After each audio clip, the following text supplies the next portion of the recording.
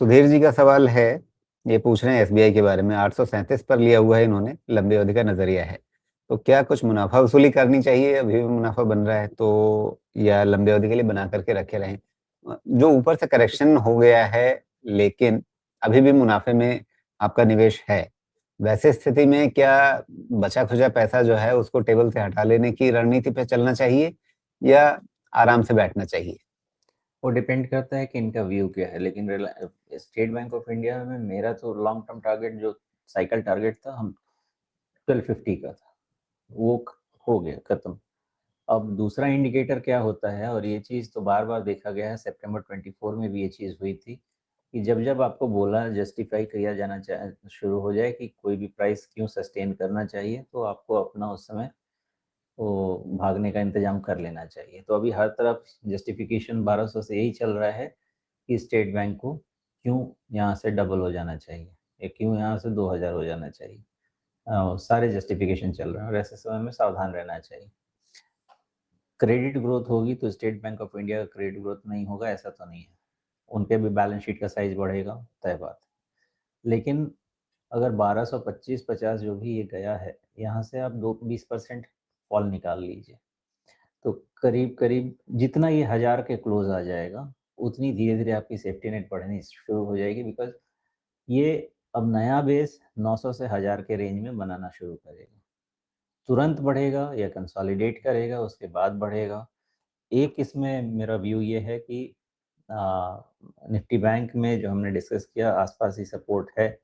अगर यहाँ से पलटता है, तो 900 के 1000 के आसपास इसका बेस बनना शुरू होना चाहिए।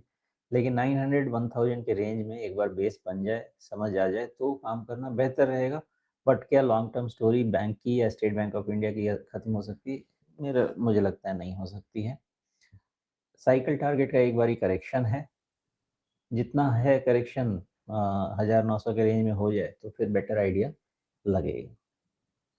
जी। तो अगर मेरा पैसा लगा हुआ है 837 के भाव पे, और आप ये कह रहे हैं कि 900 से 1000 के बीच में एक नया बेस बनेगा। मतलब मैं अपने इस निवेश में घाटे में तो नहीं आने वाला। और अगर मेरा लंबी अवधि का नज़रिया है, तो क्या मैं निश्चिंत बैठ सकता हूँ कि ठीक है, अगला साइकिल शुरू होगा, उस समय हम वापस अपने निवेश को बढ़ता हुआ देखेंगे, अभी हमें कुछ करने की ज़रूरत नहीं है। या फिर रणनीति ये होनी चाहिए कि भई आज की तारीख में अगर मुझे ₹200 मिल रहे हैं, 200, ₹210, वो निकाल लो, बॉटम नया बनाने दो, नया साइकिल जब शुरू होता हुआ दिखेगा, कन्फर्म हो जाएगा, उस समय फिर से हम पैसा लगा देंगे, या वो रणनीति उल्टी पड़ जाएगी, फिर आप के लिए बस छूट जाएगी, आप सही समय पे बस पकड़ नहीं पाएँगे। ऐसा रहे जी कि पहली चीज़ कि 1000 के ऊपर निकल गया स्टेट बैंक ऑफ इंडिया, उधर ही में प्रॉफिट बुकिंग होनी चाहिए थी। अब दूसरा आप इस चार्ट को क्लियरली देख लीजिएगा, इसमें आइलैंड रिवर्सल पैटर्न है। तो हम बाज़ार की हालत देख चुके हैं आइलैंड रिवर्सल पैटर्न में क्या हुआ था। है ना?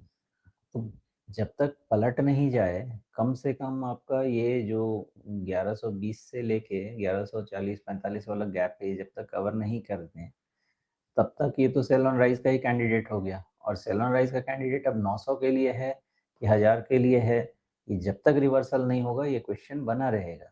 इम्पोर्टेंट पॉइंट ये है समझने के लिए कि इमीडिएट ट्रेंड डाउन हो गया है। शॉर्ट कवरिंग यहाँ से हो सकता है, पॉसिबल है, बिकॉज़ मार्केट बहुत गिर चुका है और बैंक निफ्टी भी सपोर्ट पे आ रहा है। बट ये क्या सस्टेन कर जाएगा या इसके नीचे नहीं जाएगा, इसका जवाब फ्यूचर में मिलेगा। मुझे ऐसा लगता है जी, कि साइकिल टारगेट कभी भी साइकिल टारगेट किसी का भी अचीव होता है, तो मैं वहाँ पे बहुत ही केयरफुल हो जाता हूँ। कम से कम कुछ नहीं तो आधा पैसा तो मैं निकाल के ले जाता हूँ। बट इनका अपना फैसला, इनको क्या करना है। लॉन्ग टर्म, जी। कितना लॉन्ग टर्म ये देख सकते हैं। अगर क्रेडिट ग्रोथ आपका मान लेते हैं कि एवरेज 10-11% का भी, 12% एवरेज 10-11% का भी क्रेडिट ग्रोथ इकोनॉमी का लेके चलिए, तो आप समझ लीजिए कि 6 साल में कंपनीज़ के या बैंक के बैलेंस शीट कितने ग्रो कर सकते हैं। तो बैलेंस शीट मेन क्या है, बैंक का काम ही है बोरोइंग एंड लेंडिंग का, और उसी से पैसा बनता है। तो नेट ट्रांज़ेक्टरी तो ऊपर रहेगी, लेकिन पहले न्यू साइकिल शुरू तो हो।